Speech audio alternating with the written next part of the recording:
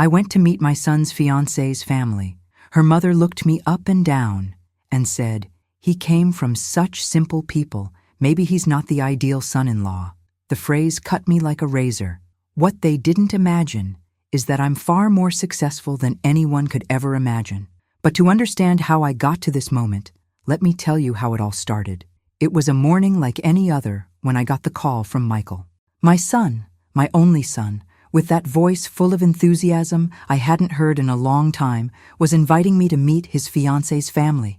My heart skipped a beat, part happiness, part pure nervousness. I'd always lived simply here in Maplewood, in a modest little house that my late husband and I built with so much love, brick by brick, dream by dream. But now, the idea of meeting people who, according to Michael, lived on a different level, left me completely insecure. Was I ready for this? Would I be able to meet their expectations? These questions hammered in my head non-stop. I spent entire days choosing what to wear, opening and closing the closet as if the perfect outfit would magically appear inside. I tried to find something that didn't seem too much or too little, but everything I had seemed inadequate for the occasion.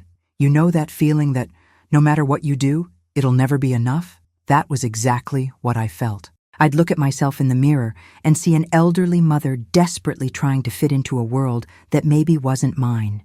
Michael had always been a dedicated son, hardworking, honest, everything a mother could wish for. But I was scared, genuinely scared of embarrassing him in front of all those people.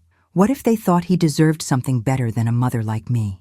The night before the trip, I sat on the porch with a cup of hot tea, watching the sun slowly set over Maplewood's hills. The orange and pink colors painted the sky in a way only this town could do. This small town had always been my refuge, my safe place, where every street had a memory, every corner a story. Here, everyone knew me as Eleanor, the kind widow who helped at church on Sundays and tended to the community garden with care. Nobody cared about how much money I had or didn't have. What mattered was who you were inside. But now, I was about to enter an environment where these things seemed to matter much, much more than a person's character. I hit the road early the next morning, driving my old sedan along the winding roads that cut through the landscape between Maplewood and the city where the Hamiltons lived. With each passing mile, my stomach tightened a bit more, like it was preparing for something inevitable. I mentally rehearsed what to say, how to greet them, how to smile the right way. I wanted so badly to make a good impression, not for me, but for Michael. He deserved to be happy, deserved a family that would truly welcome him, that would value him for the incredible man he was. What if I was the reason something went wrong? What if my simplicity got in the way of his happiness? This real story I was about to live made me more nervous than anything I'd ever faced in my life. When I finally spotted the imposing gates of the Hamilton property, I felt my heart race inside my chest. Everything was so big, so luxurious, so absurdly different from everything I knew. The gardens looked like they'd come straight out of a luxury decorating magazine, with perfectly aligned flowers, hedges trimmed with millimetric precision, and marble fountains spouting crystal clear water. I parked my simple car, with some scratches and faded paint, next to imported vehicles that probably cost more than my entire house was worth. I took a deep breath, adjusted my dress for the 1,000th time, and walked toward the main door, desperately trying to ignore the insistent voice in my head whispering that I didn't belong in that place. But I had to do this for Michael. Michael greeted me at the door with a tight hug, one of those hugs that says more than 1,000 words. For a moment, everything seemed worth it. Every worry, every insecurity. He was radiant, happy, with that sparkle in his eyes that only true love can bring. Seeing my son like that gave me the strength to enter that house, to face whatever lay ahead. But when I crossed that enormous door and saw the interior of the mansion, with its crystal chandeliers that seemed to weigh tons, gleaming white marble stairs, and artwork hanging on the walls that clearly cost a fortune, the insecurity came back with full force. I felt small, inadequate, out of place, like an absolute intruder in a world that definitely wasn't mine. And it was at that exact moment that she appeared, as if making a carefully planned theatrical entrance. Victoria Hamilton descended the stairs with calculated elegance, each step measured, each movement studied to cause impact. She wore a dress that probably cost more than I earned in an entire year, and her jewelry sparkled under the light of the chandeliers. But it was her look that really marked me. That cold, evaluating, dissecting look. She examined me up and down, slowly, as if inspecting an object that clearly didn't meet expected standards. She didn't say anything offensive at that initial moment, but honestly, she didn't need to. The disdain, the judgment, the disapproval, everything was stamped on every line of her perfectly made-up face. I forced a polite smile, the kind we learn to give when we want to keep the peace, and extended my hand to greet her. The reception was courteous only on the surface, superficial, full of empty words and forced smiles that didn't reach the eyes. Gregory, Victoria's husband, greeted me with a coldness that barely disguised his total indifference. Emily, Michael's fiancée, seemed sweet and genuine, but also visibly nervous, as if she were trapped between two completely opposite worlds. She looked at her boyfriend with love, but at her parents with a certain apprehension. And while everyone there made small talk about the weather, the trip, and other trivialities, I could feel the suffocating weight of judgment in the air. They looked at me and saw exactly what I feared they'd see. An elderly mother, simple, ordinary, who didn't fit into that scene of luxury and ostentation. A woman who arrived in an old car with modest clothes, without the right brands, without the right pedigree. I could feel their thoughts, almost as if they were written in flashing neon above their heads. But what none of them knew, what not even Michael knew completely, was that I had much, much more to offer than appeared at first glance. This emotional story was just beginning, and they had no idea what was coming. While Victoria offered me tea with a fake smile, I could already feel that the next few days would be revealing in many ways. The Hamilton mansion wasn't just a house, it was a declaration of power, of status, of superiority. Every room I saw seemed to scream, "Look how important we are," from the Persian rugs covering the marble floors to the expensive paintings decorating every wall. Victoria made a point of personally guiding me on a tour of the property, and I knew exactly what she was doing. It wasn't genuine hospitality, it was a clear demonstration of everything they had and that I, presumably, didn't have. She pointed to each detail with an almost palpable pride, mentioning prices, famous designers, trips to Europe to acquire this or that piece. My heart ached with each word, but I kept the polite smile on my face. We passed through the living room, which was bigger than my entire house in Maplewood.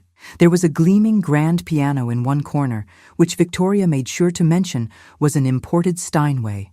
The huge windows looked out onto meticulously maintained gardens, where gardeners worked silently under the hot sun. Gregory joined us at a certain point, with that rigid posture of someone accustomed to being obeyed without questions. He greeted Michael with pats on the back, but his eyes slid over me with an almost palpable indifference, as if I were part of the decor, and not a particularly interesting one. Emily walked beside us, visibly uncomfortable with her parents' excessive display. Victoria led us to the library. Yes, they had a private library with shelves that went from floor to ceiling, filled with leather-bound books that had probably never been read. "Gregory collects first editions," she said with that tone of someone revealing a precious secret. "Some of these works are worth more than cars." I nodded, impressed externally, but inside I thought about how those beautiful books were there just as symbols of wealth, not as sources of knowledge or pleasure. What a waste, I thought. But I didn't say anything, of course. I just kept following Victoria like an obedient student on a school field trip.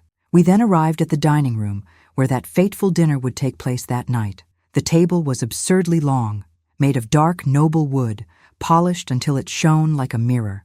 The places were already set with the finest porcelain dishes, genuine silver cutlery, and crystal glasses that reflected the light from the central chandelier. Victoria ran her fingers delicately over the table while explaining that this dinner set was a family heirloom, coming from some important ancestor whose story she made a point of detailing for long minutes. I listened to everything with forced attention, but my mind was already preparing for what was to come. That dinner wouldn't just be a meal, it would be a test, a silent evaluation of my adequacy. The rest of the house followed the same pattern of exaggerated opulence. Enormous rooms with beds that seemed made for royalty, bathrooms with marble tubs and golden fixtures, closets the size of entire apartments. With each new room, Victoria dropped subtle comments that seemed innocent but carried sharp barbs. Michael must be so impressed with all this, right, Eleanor? So different from what he's used to. Or, Emily grew up with so much comfort. We hope she won't have to give up anything in married life. Each phrase was a jab, a reminder that my son and I were, in their eyes, inferior. Gregory, who had definitively joined the tour, started talking about the family businesses. They owned several companies in the county, had considerable political influence, knew governors and senators by their first names. The Hamilton family carries weight around here, he said with a smile that didn't reach his eyes. We maintain our reputation very carefully. It's important that the right people associate with us. The implicit message was crystal clear. We choose who enters our circle, and you, Eleanor, are still being evaluated. I felt my stomach turn, but I kept my composure, nodding politely as if I agreed with every word. Michael, poor thing, seemed not to notice the poisonous nuances of the conversations. He was so happy to see me there, so proud to introduce Emily to his family, that he didn't notice the judgmental looks, the comments loaded with prejudice. Or maybe he just didn't want to see. Emily, on the other hand, was getting quieter and quieter, her eyes revealing growing discomfort. At times, she tried to change the subject or soften her parents' comments, but Victoria quickly regained control of the narrative. It was clear who commanded that house, who dictated the rules, who decided what was acceptable or not. When we finally finished the tour and returned to the main living room, Victoria offered me more tea with that perfectly polite but completely fake smile. I hope you enjoyed getting to know our humble residents, she said, and the irony of the word humble applied to that mansion didn't go unnoticed. I accepted the tea, thanked her kindly, and sat on the too-soft sofa, feeling completely out of place. Gregory leafed through a financial newspaper, Victoria checked her cell phone with perfectly manicured nails, and I just waited. Waited for dinner, waited to see how far this family would take their silent judgment. But while I sat there, holding my paper-thin teacup, part of me started questioning. How long should I accept this subtle humiliation? How long should I pretend I didn't notice the insults disguised as courtesy? I looked at Michael talking animatedly with Emily, and my heart as an elderly mother filled with love and protection. I'd endure anything for him, any discomfort, any offense. But something inside me was already starting to prepare. Because if there was one thing my years of life had taught me, it was that appearances deceive, and that underestimating someone can be a very, very expensive mistake. And the Hamiltons didn't know it yet, but they'd soon discover exactly that. Dinner started promptly at 7 o'clock. Like everything in the Hamilton house, everything had a set time. Everything followed a rigid protocol. I came down to the dining room wearing my best dress, which still seemed too simple compared to Victoria's and even Emily's outfits. The table was even more dazzling than in the morning, with lit candles, expensive flower arrangements, and an absurd amount of silverware around each plate. I confess that for a moment I was confused about which fork to use first, but I disguised it well, discreetly observing the others. Gregory was already seated at the head of the table, scrolling through his cell phone with an air of importance, while Victoria supervised the servants bringing the food trays. Michael pulled out my chair kindly, that simple gesture that filled me with pride. I'd raised an educated, attentive, good-hearted man. Emily smiled at me from across the table, a genuine smile that brought a bit of comfort in that tense environment. But as soon as everyone sat down and Gregory made a formal toast to the union of families, I realized the night would be long. Victoria started with apparently innocent questions about my life in Maplewood, but each question had a clear subtext. So, Eleanor, you've lived in the same house for how many years? Must be cozy, I imagine. The word cozy came out of her mouth as if it were synonymous with tiny or inadequate. I responded politely, talking about how that house held precious memories, about how my late husband and I built it together with hard work. Victoria nodded with an expression that tried to seem understanding, but her eyes said something else. What a touching story, she said, and the pause before touching was too long to be natural. Gregory, who until then was focused on cutting his perfectly rare filet mignon, raised his eyes, and entered the conversation. It's admirable when people can live happily with what they have, even if it's little. Not everyone needs more. The phrase hung in the air like a toxic cloud. Michael finally seemed to catch something wrong in the tone of the conversation. My mother always gave us everything we needed, he said firmly, placing his hand over mine in a protective gesture. She worked hard to raise me alone after my father passed away. I am who I am because of her.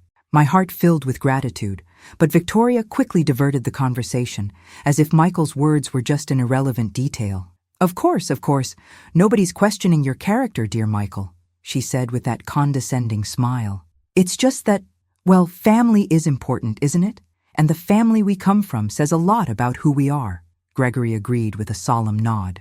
The conversation continued at this disturbing pace throughout the entire meal. Victoria made comments about the expensive private schools Emily attended, the exclusive clubs where the family had memberships, the annual international trips they took. Each story was a veiled way of contrasting with my simple life, my modest reality. Emily studied at Ashford Academy. Do you know it, Eleanor? No? Oh, it's very exclusive indeed. Not everyone has access, Victoria said, while taking a sip of wine that probably cost more than my monthly electric bill. Gregory added, and it's important that Emily's children have the same quality of education, don't you think? We want to maintain family standards. I realized what was happening. They were measuring me, weighing me, and clearly I was being considered too light for their scale. Each comment was a way of saying, you're not good enough, your family isn't good enough to mix with ours. And the worst part is they did it all with polite smiles, with soft tones, as if they were just making pleasant conversation. But I wasn't a fool. I recognized contempt when I saw it, even when disguised as kindness. Emily was visibly uncomfortable, nervously moving the food on her plate. Michael squeezed my shoulder from time to time, trying to transmit silent support.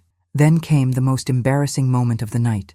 Victoria, after having the main plates removed and bringing dessert, a sophisticated soufflé that she made sure to mention was prepared by a private chef, leaned across the table and dropped the bomb. You know, Eleanor, Michael could benefit so much from having a more structured family nearby. People with connections, with resources, you understand? Not that you're not wonderful, dear, but sometimes a young man needs doors that only certain circles can open. Gregory completed immediately. Exactly. We could help Michael in ways that other people maybe couldn't. Just a matter of reality. Nothing personal. The words cut like sharp razors, each one calculated to wound. They were basically saying that I, as a mother, was a burden, an obstacle, someone who limited my son's possibilities, and they did it in front of me during a dinner that should celebrate the union of families. I felt my throat tighten, my eyes burn with tears I absolutely refused to shed in front of them. Michael became tense beside me, his jaw locked, clearly furious. Emily let out a soft, "Mom, please," but Victoria silenced her with a look. I could have exploded right there, could have put those two in their proper place with harsh words and sharp truths, but I chose not to do that. It still wasn't the right time. So I took a deep breath, drank a sip of water to buy time, and responded with the calmest voice I could muster. I appreciate your concern for Michael's future. He really deserves all the opportunities in the world. And I left it at that, quickly changing the subject to something trivial. But inside, a decision was forming. I was going to find out how far this family was willing to go with their prejudice, how far they'd take their arrogance. And when the right time came, they'd understand that they'd judged the book by the wrong cover. After that embarrassing dinner, I could barely sleep. I kept tossing and turning in the bed of the guest room they'd offered me. A beautiful room, I must admit, but one that seemed cold and impersonal like the rest of that mansion. Every time I closed my eyes, Victoria and Gregory's words echoed in my head. Michael could benefit from a more structured family. As if I were a burden, an obstacle in my own son's life. The pain was real, pulsing, but along with it came something more. A growing determination not to let these people diminish me. When sleep finally came, it was past 3 a.m, and it was light sleep, agitated, full of confused thoughts. I woke up early the next day with a dry mouth and terrible thirst. The house was silent, still asleep in that kind of quietness that only big mansions have, an almost oppressive silence. I put on my simple robe and went down the stairs on tiptoe, trying not to make noise on the marble steps. The kitchen was at the back of the house, and I was determined to just grab a glass of water and return to the room without running into anyone. I wasn't prepared for another round of judgment and veiled comments early in the morning. All I wanted was a moment of peace, a breather before facing the rest of the weekend in that place. But when I approached the kitchen, I heard low voices coming from there. Instinctively, I stopped in the hallway, my body freezing in place. It wasn't my intention to eavesdrop, I swear it wasn't, but something in the tone of that conversation made me hesitate. It was Victoria talking, and her tone was completely different from what she used in my presence. There was no more that fake sweetness, that forced politeness. The voice was cold, calculating, full of genuine disdain. I don't know what Michael was thinking, Gregory. That woman is so ordinary, so common. My heart raced in my chest, and I pressed myself against the hallway wall, practically stopping breathing. Gregory responded with a grunt of agreement. I completely agree. And did you see that car she drives? It looked like it was going to fall apart in our driveway. Frankly, it's embarrassing. Victoria let out a humorless laugh. And the clothes, my God, the clothes. That dress at dinner looked like it was bought at a regular department store. Nothing designer, nothing stylish. How is Emily going to deal with a mother-in-law like that? How are we going to explain to our friends in society? Each word was a stab, but I remained motionless, listening to everything, absorbing each insult like slow poison spreading through my veins. This was what they really thought of me when the masks fell. Then came the phrase that would change everything, the phrase I would never, ever forget. Victoria, with that tone of someone declaring an obvious fact, said, "If Michael came from such simple people, maybe he's not the ideal son-in-law for our daughter. Maybe Emily is making a mistake marrying below our social level. We need to make her see this." The silence that followed was deafening. Gregory didn't disagree, didn't correct her, didn't defend my son. On the contrary, he said, "Maybe you're right, but Emily seems determined. We're going to need to be more strategic, show her that this union doesn't make sense from a practical standpoint." I felt my legs weaken, and I had to lean against the wall to keep from falling. The pain I felt at that moment was almost physical, a tightness in my chest so strong I could barely breathe. They weren't just judging me or considering me inferior. No, it was much worse than that. They were actively conspiring to sabotage my son's relationship, to destroy his happiness because I, his mother, wasn't good enough in their eyes. As if Michael were defined by my bank account, by my clothes, by my old car. As if everything he'd accomplished, everything he is, had no value simply because he came from a simple family. Victoria continued, her voice getting colder and more calculated. "We need to protect Emily from this impulsive decision. She's young, in love, not thinking about the future. Imagine the children, Gregory. Our grandchildren having to deal with that lady as a grandmother, taking them to that insignificant little town, introducing them to God knows who." Gregory agreed. "And financially? The boy works, yes, but he doesn't have the resources Emily is used to. She'll have to give up her lifestyle. We can't allow that." That's when I realized, for them, it wasn't about love, about compatibility, about happiness. It was about money, status, appearances. It was about maintaining the purity of their social circle. I stood there for a few more minutes, listening to them plan how to push my son away from the woman he loved. They discussed convincing Emily she was making a mistake, about showing her reality through embarrassing situations that would put me in a negative light. Victoria even suggested, "Let's throw a big party, invite all of local society. When everyone sees the difference between the families, Emily will realize the mistake on her own." It was cruel, calculated, and completely despicable, but it was also revealing. It showed exactly who we were dealing with. Silently, I backed down the hallway and went up the stairs back to the room, my glass of water completely forgotten. I sat on the edge of the bed, trembling, not from fear, but from a mixture of pain, anger, and something else. A strange clarity began to form in my mind. They wanted to judge me by appearance? They wanted to underestimate me because I seemed simple, humble, insignificant. Then so be it. I'd let them think exactly that. I'd let them continue underestimating this elderly mother who, in their eyes, was nothing but a poor, worthless thing. And when the right time came, when they dug deep enough into their own arrogance, then I'd show them who Eleanor Parker really was. This emotional story was far from over. In fact, it was just starting to get interesting. After that revealing morning, something changed in me. Not externally, oh no. Externally, I'd continue being exactly what they expected me to be. But inside, a strategy began to form, clear as crystal. If Victoria and Gregory wanted to see me as a simple lady, naive, someone who didn't understand anything about money or social status, then that was exactly what I'd give them.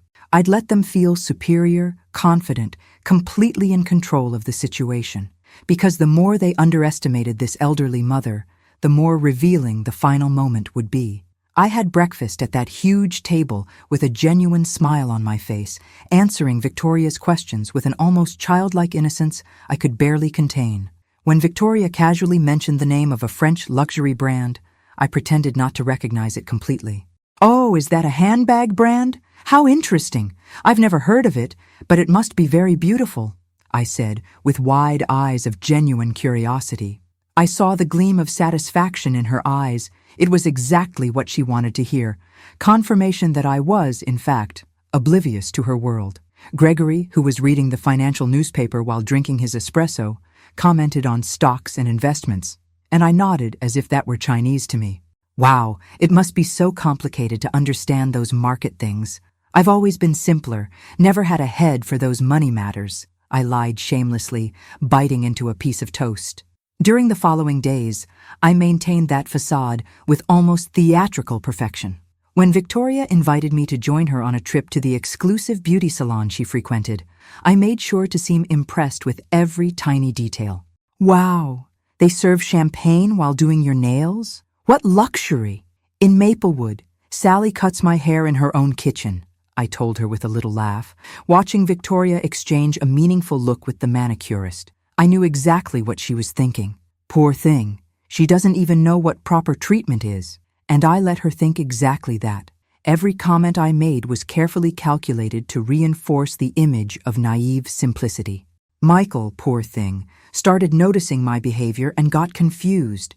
In a private moment, he pulled me aside and asked if I was okay. "Mom, you're different, quieter, more, I don't know. It seems like you're trying too hard to please these people." I held his hands affectionately and smiled. "I'm just being polite, dear. I want them to like me, to accept our relationship with Emily. Sometimes we need to adapt a little, don't you think?" He didn't seem totally convinced, but he nodded, kissing my forehead with that tenderness he'd always had. If only he knew his mother was playing a much more complex game than it seemed. Emily also started observing me with a curious expression. During a lunch where it was just the two of us, Victoria had gone out for a social commitment. She commented, "Eleanor, you don't need to pretend not to know things just to make my parents feel good, you know?" I was surprised by her perception, but I kept my mask. "Pretend? I'm not pretending anything, dear. I really don't know much about your world. I'm just a simple lady from a small town." Emily looked at me for a long moment, as if trying to figure something out, but then looked away. "If you say so," she murmured, but I realized I'd planted a seed of doubt in her mind. Meanwhile, Victoria and Gregory were getting more and more comfortable in the presence of that poor, naive lady I was pretending to be. They stopped measuring their words, stopped completely disguising their disdain. Victoria started making even more direct comments. "Eleanor, dear, if you need financial help to buy something appropriate for the wedding, we can help. We don't want you to feel out of place in the photos." Or Gregory, with that condescending smile. "If Michael needs a little push in his career, I can make some calls. After all, he'll need to support Emily in the standard she deserves, right?" Each phrase was an insult, disguised as kindness, but I just smiled, thanked them effusively, and continued my role. I even asked innocently about obvious things, just to feed their egos. "Gregory, what exactly does diversify investments mean? It sounds so sophisticated." He practically swelled with pride, explaining basic financial concepts to me, as if he were revealing universe secrets to a child. Victoria loved it when I asked about social etiquette, about which fork to use at formal dinners, about how to behave at high society events. "Oh, Eleanor, it's so refreshing to meet someone so genuinely humble." "Without pretensions," she said once, and the tone made it clear that without pretensions was code for without class. I observed everything, mentally noted each cruel comment, Each look of superiority, each moment they reinforced their view that I was inferior. But I also observed the cracks starting to appear. Emily was getting more and more uncomfortable with her parents. Michael was visibly tense, torn between love for his fiancée and instinctive protection of his mother. And most importantly, Victoria and Gregory were getting careless, so confident in their superiority that they started revealing plans, strategies, true intentions. That's when I heard, almost by accident, about the charity gala Victoria was planning. "It's going to be the event of the season," she commented on the phone, not knowing I was nearby. "All of high society will be there. It'll be the perfect opportunity to show everyone the differences between the families. I'm sure after this party, Emily will rethink her choices." I smiled to myself, pretending to be distracted looking out the window. A party? With all of local society? What a perfect setting. What an ideal stage for what was coming. I kept acting like the simple, naive lady, but inside, my heart beat hard with anticipation. They were digging their own grave, brick by brick, arrogant comment by arrogant comment. And me? I was just waiting for the right moment to show that underestimating someone can be the most expensive mistake a person makes in life. It was during an afternoon tea that everything started to become even clearer. Victoria had invited me to sit on the veranda with her while we had tea, that expensive tea imported directly from England that she made a point of serving in the finest porcelain. The afternoon sun fell softly on the impeccable gardens, and everything seemed so calm, so civilized. But I already knew Victoria well enough to know that peace was only superficial.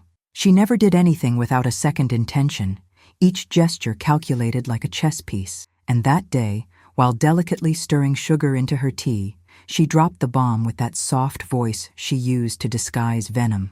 "Eleanor, dear, we need to talk about something important. It's about Michael and Emily's future." I placed my cup on the saucer carefully, keeping my expression of innocent curiosity perfectly in place. "Of course, Victoria. What would you like to talk about?" She smiled, but the smile didn't reach her eyes. "Well, you know how it is. Modern marriages can be complicated, especially when families come from such different backgrounds." The word different came out of her mouth loaded with meaning. "Gregory and I have been thinking, and we think it would be prudent to protect everyone involved, for Michael to sign a prenuptial agreement. It's something completely standard in families like ours, you understand."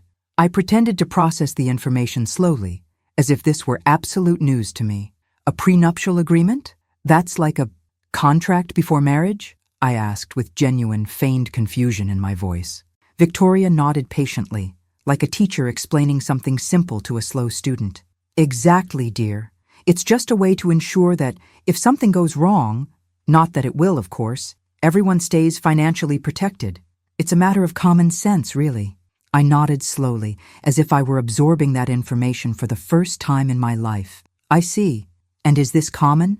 Victoria practically glowed. "Oh yes, completely common in our circles. In fact, it would be strange if we didn't have one." The way she said "our circles" made it clear I definitely wasn't part of them. In the following days, Gregory started working on Michael directly. I'd see them talking in the office, doors closed, muffled voices. On one occasion, I passed casually through the hallway and heard fragments of the conversation. Gregory used that paternal tone, full of false concern. "Son, you need to think about the future. Emily is used to a certain standard of living. If something happens between you two, you don't want to be in a complicated situation, right?" Michael responded with something I couldn't hear clearly, but the tone was defensive. Gregory continued, "I'm not saying you don't love my daughter, but love and business are separate things. A smart man protects his future and his family's future." The word family there clearly included me, and not in a positive way. Victoria also worked on Emily from another angle. During a girls' lunch, which I participated in, of course, maintaining my posture as a simple lady grateful to be included, she planted seeds of doubt in her own daughter's head. "Sweetheart, are you sure you're ready for this marriage? Don't get me wrong, Michael is a charming young man, but, well, you come from such different worlds. Have you thought about what your life would be like? Maybe having to financially help his family, having to deal with uncomfortable situations?" Emily immediately countered, "Mom, I love Michael, and Eleanor is wonderful. I don't see any problem." But I saw the seed of doubt being planted in her eyes, no matter how much she tried to hide it. The prenuptial agreement Gregory and Victoria were proposing wasn't a standard document. I knew that, even pretending not to understand anything. In one of the conversations I accidentally overheard, Gregory explained the terms to Michael. "It's simple, boy. In case of divorce, each one keeps what they brought to the marriage. Fair, right?" But the way it was worded, from the fragments I managed to catch, was purposely unfavorable. There were clauses that practically guaranteed that, in any separation, Michael and, by extension, I, his elderly mother, would have no access whatsoever to the Hamilton fortune. It was a way to keep us in our place, to guarantee we could never be considered a real part of that family. But the worst of all was when I heard Gregory on the phone with the family lawyer. I'd gone down to get water. Again, always that damn water putting me in revealing situations. And his office door was ajar. "I want the document to be airtight. If this marriage doesn't work out, the boy's mother can't have access to a cent of ours. In fact, include clauses that limit even future gifts and inheritances. We can't have a gold-digger daughter-in-law and an even more gold-digger mother-in-law taking advantage of our Emily." The word gold-digger echoed in my head like an alarm bell. They really thought Michael and I were after their money, that we were some kind of opportunists. Victoria, in turn, was even more direct with me in a private conversation a few days later. "Eleanor, I hope you understand we're just protecting our daughter.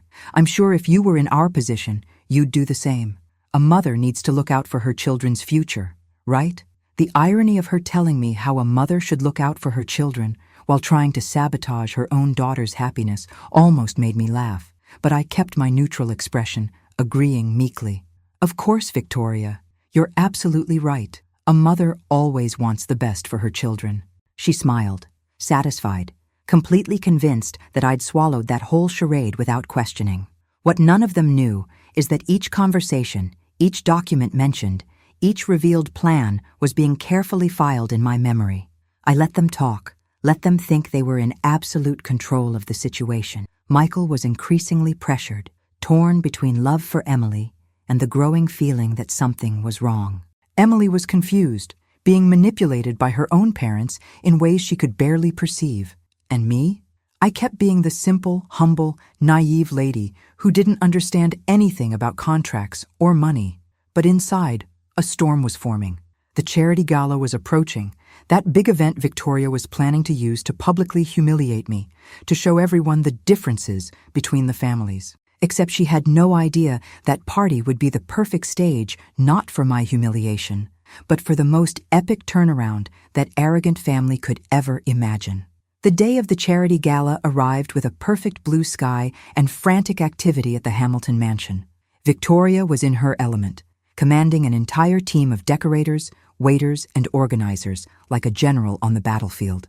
The party would be in the mansion's garden, with elegant white tents, tables decorated with flower arrangements that probably cost more than 3 months' rent in Maplewood, and a menu prepared by a renowned chef. "All of the county's society will be here," Victoria repeated to anyone who'd listen, her eyes shining with anticipated satisfaction. I watched it all from my bedroom window, wearing my simple dress, purposely simple, and mentally preparing for what was to come.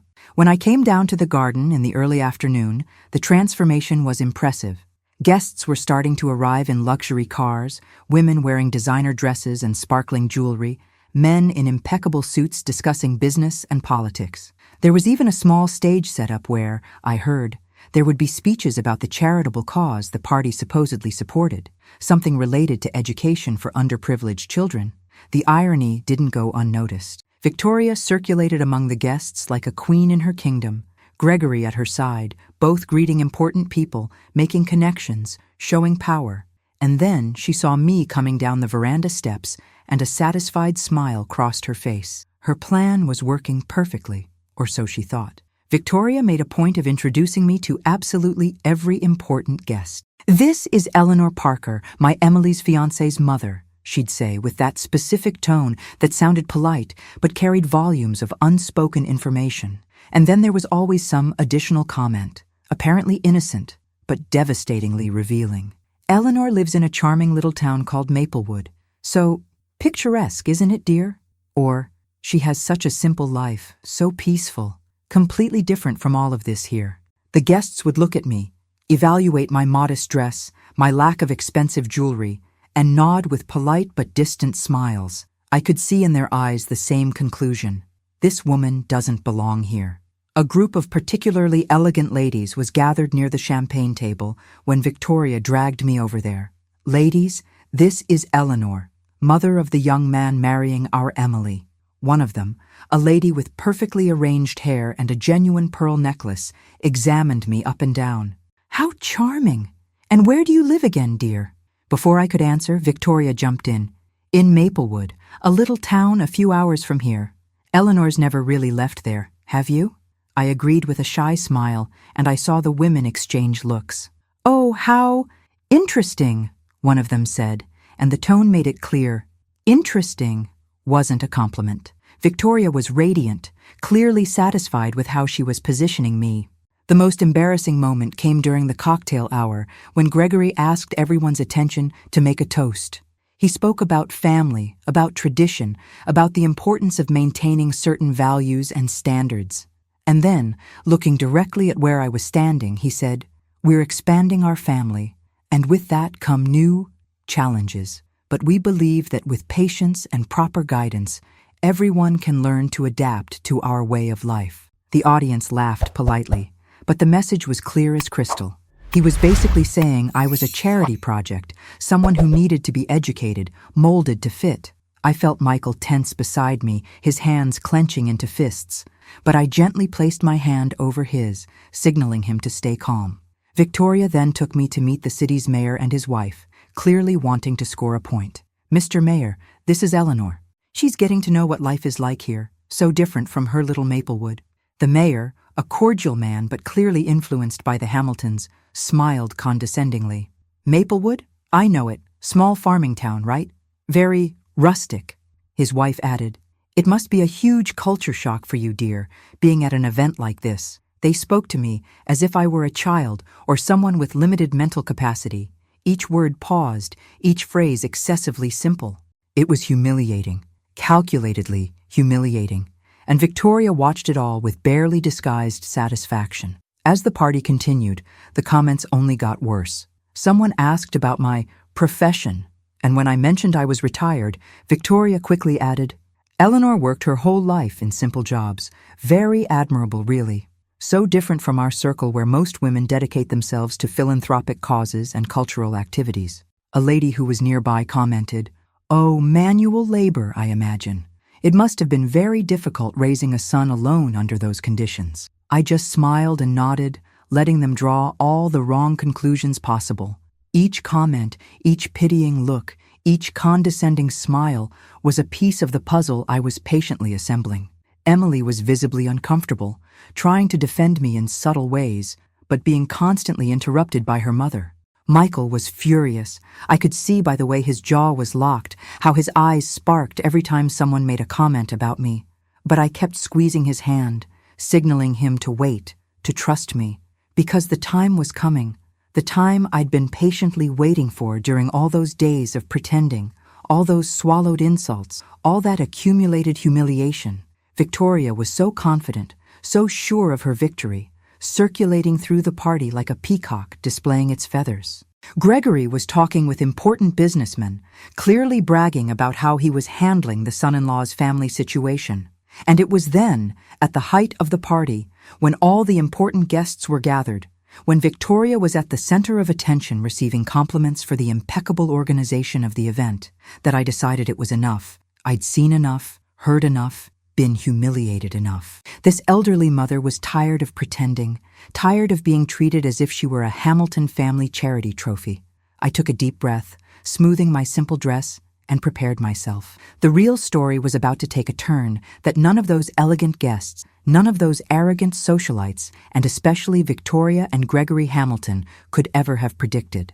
Because what they didn't know, what nobody there knew, was that total humiliation was about to completely change sides. I walked with firm steps to the center of the garden, where Victoria was surrounded by a group of important guests, laughing at something Gregory had just said. My heart beat hard, but not from nervousness. It was pure determination. I lightly touched Victoria's arm, and she turned with that condescending smile I already knew so well. "Oh, Eleanor, are you having fun, dear? I know all this must be very new for you." The guests around laughed softly, and it was at that moment I smiled back. But this time, it wasn't the shy, insecure smile I'd been using. It was something completely different. "Actually, Victoria, there's something I'd like to share with you and everyone present. If you'll give me a few minutes?" Victoria blinked, surprised, but clearly thinking I was going to make some speech thanking them for their hospitality or something equally submissive. "Of course, dear. Feel free," she said, gesturing magnanimously as if granting me a great favor. Gregory approached, curious, and soon a larger circle of guests began to form around us. Michael and Emily also came running, worried about what I was about to do. But I just gave a reassuring smile to my son and started speaking, my voice clear and firm, echoing through the silent garden. "First of all, I want to thank the Hamiltons for receiving me in their beautiful home and for organizing this wonderful party."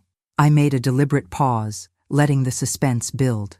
During my stay here, I heard many comments about my simple life, my small town, my lack of sophistication, let's say. Victoria started to look uncomfortable, realizing something was different in my tone. "And you know what? I let you think exactly that. I let you believe I was just a poor widow from an insignificant little town, someone who didn't understand anything about money, business, or society." I looked directly at Victoria, who was now pale. "But there's something none of you bothered to find out before judging me, something that perhaps you should have researched." I took my phone out of my pocket, that simple phone Victoria had discreetly laughed at seeing, and showed some documents I'd prepared beforehand. "You see, my late husband and I weren't just simple people living simple lives. We were co-owners of a family business, a small company. It started modest, that's true. Parker Manufacturing. Maybe some of you have heard of it." I saw some faces in the audience start to show recognition. Gregory went rigid. "This company grew over decades, and 6 months ago, we sold a significant part of our assets to an industrial conglomerate. The transaction was discreet, as we prefer to do things in Maplewood without fanfare or unnecessary ostentation." The silence that followed was absolute. You could hear the wind in the tree leaves. Victoria was open-mouthed, her face going through a range of colors, from white to red to purple. I continued, my voice gaining strength. "The sale brought us a considerable amount. To be more specific, Mrs. Hamilton, my part of the sale was approximately $53 million. I let the number float in the air, watching expressions of shock spread among the guests. "So, when you were wondering if Michael was worthy of Emily, if I was an adequate mother, if our family had enough structure, the answer was always yes. More than yes, actually." Gregory tried to recover his composure, his voice coming out strangled. "You're saying that—" He couldn't finish the sentence. I nodded gently. "Yes, Gregory, I'm saying that financially, I'm probably more successful than most people in this garden, including you two." Victoria finally found her voice, but it came out shaky, full of disbelief. But you drive that old car, wear simple clothes, live in that little house." I smiled. "Because I choose to live that way. Because for me, a person's value was never in what they flaunt, but in what they are.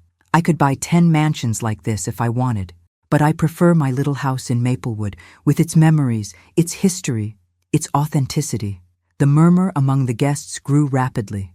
Some were open-mouthed, others tried to disguise their surprise, and some, the businessmen present, were clearly re-evaluating everything they'd thought about me. The mayor, who minutes ago had treated me with condescension, now looked like he wanted to disappear into the ground. The elegant ladies who laughed at my simple dresses were pale.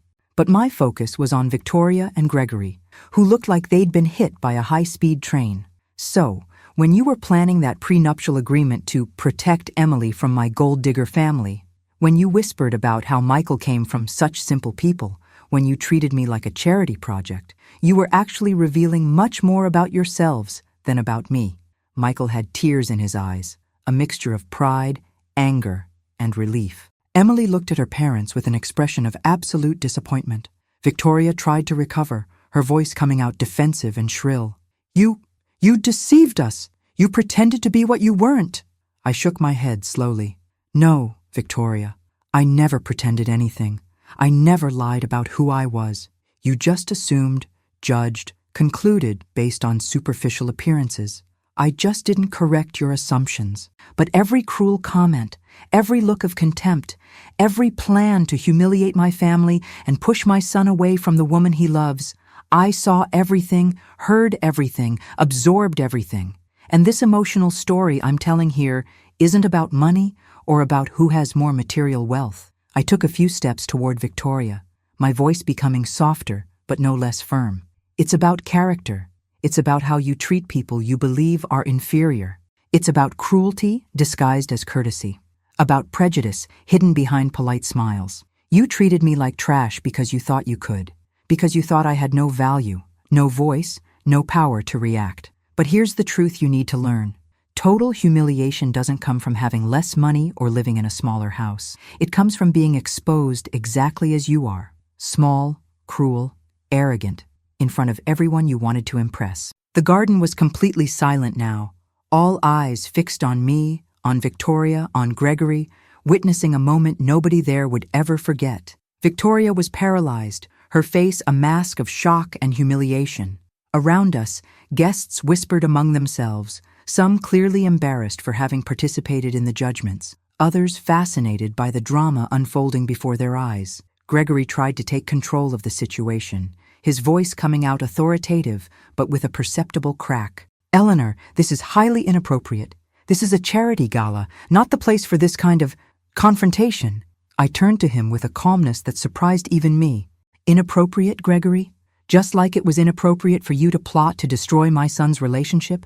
Just like it was inappropriate to repeatedly humiliate me in your own home? Or is inappropriate only when the humiliation comes in your direction?" I took a few more steps, positioning myself so all the guests could see and hear me clearly. I wasn't going to waste that moment, that audience. My value was never in my pocket, but in my character. Something you might want to consider cultivating. The words came out firm, full of a dignity I'd kept during days of pretending. "You looked at me and saw only what you wanted to see, an unimportant elderly mother, without resources, without value. You didn't bother to know who I really was, what I'd accomplished, the life I built. You just judged by appearance, by clothes, by the car I drove. And based on that superficial judgment, you decided I wasn't worthy, that my son wasn't worthy." Victoria finally found her voice, but it came out screechy, desperate. "We were just trying to protect our daughter. Any parent would do the same." Emily took a step forward, her voice trembling with contained emotion. "Protect me, Mom? You weren't protecting me. You were trying to control my life, trying to convince me Michael wasn't good enough, when in fact you're the ones who aren't good enough for him or for Eleanor." Her voice broke at the end, tears running down her face. "I'm ashamed, deeply ashamed of you." The silence that followed was heavy, loaded with emotions no words could adequately express. Michael approached me, placing his arm around my shoulders. When he spoke, his voice was full of a controlled anger I'd rarely seen in him. "You treated my mother like she was nothing, like I was nothing. For days I watched you make subtle comments, insults disguised as kindness, while my mother swallowed each word with dignity you could never have." He looked directly at Gregory. "And that prenuptial agreement? Those ridiculous clauses you tried to push on me? Now it all makes sense. You weren't protecting Emily. You were trying to guarantee that we, the simple family, could never have access to the precious Hamilton money." Gregory tried to protest, but Michael cut him off. "No, you had days to talk. Now it's my turn. I love Emily with all my heart, but I won't accept disrespect to my mother. Not now, not ever."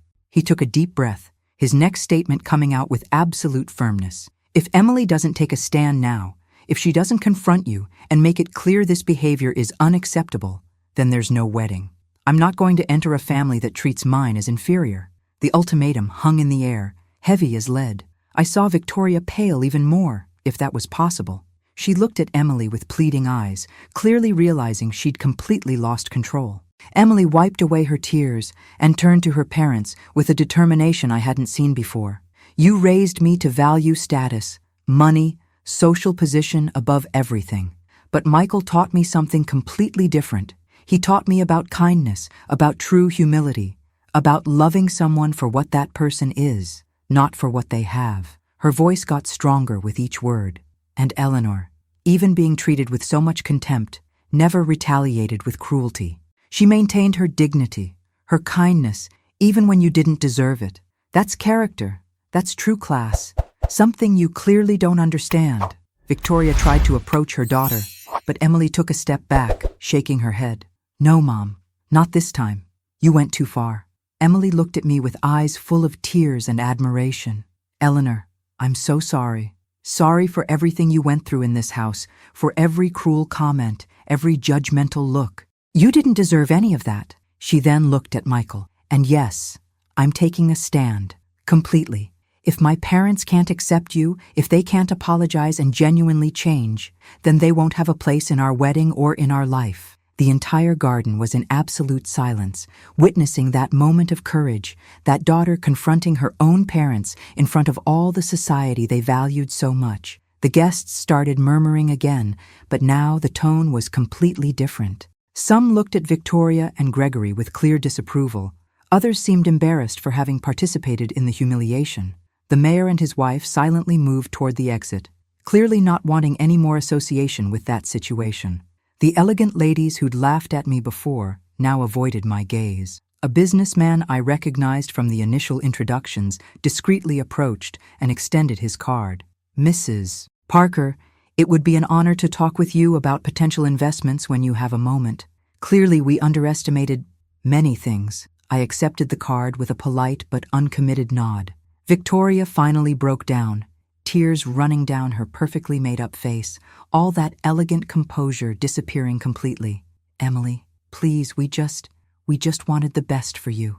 But the phrase sounded empty, desperate, the argument of someone who knew they'd lost. Gregory was red, clearly furious, but also too humiliated to act. He looked around at the guests, seeing in their faces the judgment he so feared.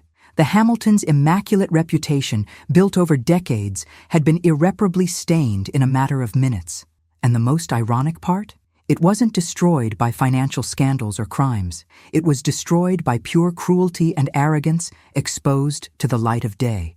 I took a deep breath, feeling an enormous weight lift from my shoulders. There was no cruel satisfaction in my victory, just a deep tiredness and relief at finally being able to be who I really was. I looked at Michael and Emily, who were holding hands, united against the storm. I think I've caused enough disturbance for today, I said calmly. Victoria, Gregory, I thank you for the educational experience. I learned a lot about you, and I sincerely hope you also learned something today. I turned to leave, but before going, I added one last thing, my voice soft but clear. Family isn't about blood or money. It's about respect, love, and acceptance. When you understand that, if you ever understand it, maybe there's still hope for you. And with that, I walked toward the house, my ungrateful son, no, my wonderful son, and his fiancée at my side, leaving behind a garden full of shocked guests and two parents who finally, painfully, were beginning to understand the magnitude of the mistake they'd made. The weeks that followed that party were like an emotional roller coaster for all of us. Michael and Emily decided to temporarily distance themselves from the Hamilton mansion, staying with me in Maplewood while they processed everything that had happened. My simple little house, which Victoria had so despised, became a refuge for the couple in love. I'd see them sitting on the porch at sunset, talking softly, planning a future that now seemed more uncertain but somehow more authentic. Emily adapted surprisingly well to the simplicity of small-town life, helping me in the garden, talking with the neighbors, discovering that happiness had nothing to do with the size of the house or the price of the clothes she wore. Victoria tried to make contact several times. Calls, messages, even a handwritten letter that arrived by mail. All began with some variation of apology, but always ended with justifications, with attempts to explain the inexplicable. We just wanted the best for Emily, she wrote. You need to understand our position as concerned parents. But the words sounded empty, mechanical, as if she were following a script of how to apologize without really taking responsibility. Emily read the messages with a mixture of sadness and disappointment. They still don't get it, she'd say, shaking her head. They still think the problem was the method, not the whole mentality. And she was absolutely right. Gregory, on the other hand, remained silent for weeks, until one day, completely unexpected, he showed up at my door. Without warning, without calling first, he simply rang the doorbell on a Saturday morning. Michael answered the door and was visibly tense seeing his father-in-law. "What do you want here?" His voice was cold, protective. Gregory seemed smaller somehow, his once so confident posture now slightly bent. "I came to talk to Eleanor, if she'll allow me." I hesitated, but something in his expression made me agree.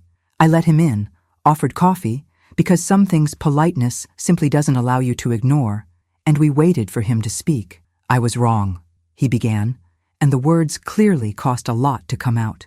"Completely, inexcusably wrong. About you, about Michael, about everything." He fidgeted uncomfortably with the coffee cup. "I spent my whole life measuring people's value by what they had, by the connections they made, by the social position they occupied. And I taught that to Emily, to my and her detriment." His hands trembled slightly. "That party, what happened, was humiliating. Yes, but more than that, it was revealing. I saw in our friends' faces the same superficiality I'd always practiced, and I realized that if the situations were reversed, they'd treat me exactly like we treated you." He paused for a long time. "This isn't the legacy I want to leave for my daughter." Emily had silently entered the room during her father's speech. Gregory saw her and his eyes filled with tears. Real tears this time, not tears of self-pity, but of genuine regret. "Emily, sweetheart, I'm so sorry. Your mother and I were so focused on protecting you from a future we imagined would be difficult that we didn't realize we were destroying your present. We were pushing you away from a genuinely good man for completely superficial reasons."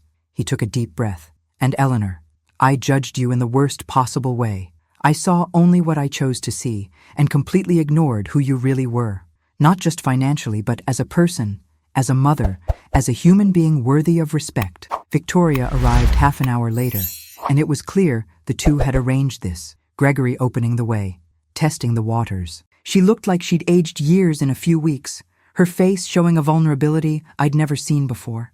There was no more that arrogance, that absolute certainty of superiority. "Eleanor," she began, her voice trembling, "I don't have enough apologies for what I did. I was cruel, prejudiced, arrogant, and worse, I did it all believing I was being sophisticated, educated, appropriate." Tears started rolling down her face. "I lost my daughter because of my stupidity. She barely talks to me, and when she does, I see in her eyes a disappointment that breaks my heart." She looked at Emily, "And I deserve every ounce of that disappointment." It was a long, painful process, full of difficult conversations and uncomfortable truths. It wasn't magical. It wasn't instant. There wasn't a happily ever after moment where everything was resolved with a hug, but it was real. Gregory and Victoria began genuine work of change, not just in words but in actions. They started volunteering in community programs, began treating their employees with more respect and dignity, started questioning their own prejudices. Victoria even visited Maplewood a few times, and I saw her really talking with my neighbors, interested, present, without that automatic superiority. It was strange, sometimes uncomfortable, but it was progress. The wedding was completely reimagined. Emily and Michael decided they didn't want that big, pompous ceremony the Hamiltons had planned. Instead, they chose something simple, intimate, true. They got married on a beach at sunset with only the people they truly loved present. About 30 people, including neighbors from Maplewood, some genuine friends of Emily's, and yes, Victoria and Gregory, who stayed discreetly in the back, respecting the space given to them. Emily was beautiful in a simple white lace dress, barefoot in the sand. Michael cried when he saw her walking toward him. I cried too, of course, tears of pure happiness, of relief, of gratitude for having raised such a wonderful man. During the reception, a relaxed beach barbecue with live music from a local guitarist, Victoria approached me. We stood side by side looking at the ocean for a moment before she spoke. "Thank you," she said simply, "for not giving up on us, for giving Gregory and me a chance to be better people." I looked at her, this woman who'd caused me so much pain, and felt something surprising, compassion. "Everyone deserves chances to grow, Victoria. Some of us just take longer to learn the important lessons." She nodded, wiping away a tear. "Emily told me you're the grandmother she wants for her future children, and she's absolutely right. I hope that with time, I can learn to be at least half the woman you are."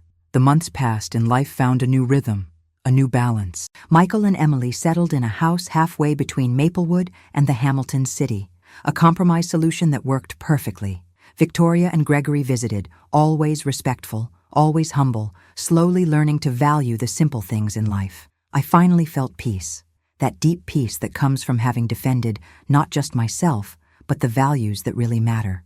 I didn't need my wealth to prove my worth, but it was nice, I admit, to see their expressions when they found out. This real story, this emotional story of prejudice, humiliation, and redemption was coming to its natural end, or so I thought, because on a quiet afternoon, while I was watering my flowers on the porch, the mailman delivered a letter without a return address written by hand in unfamiliar handwriting. I opened it with curiosity, and inside there was just a sheet of paper with a short message. "Eleanor, you may have won this battle, but there are secrets about the Parker fortune that haven't come to light yet. Secrets that would change everything.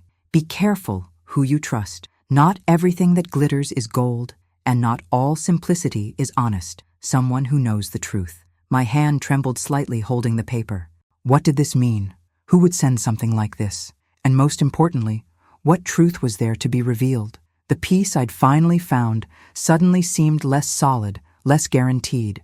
I looked around my quiet street in Maplewood, and for the first time in weeks, I felt that familiar sensation of apprehension in my stomach.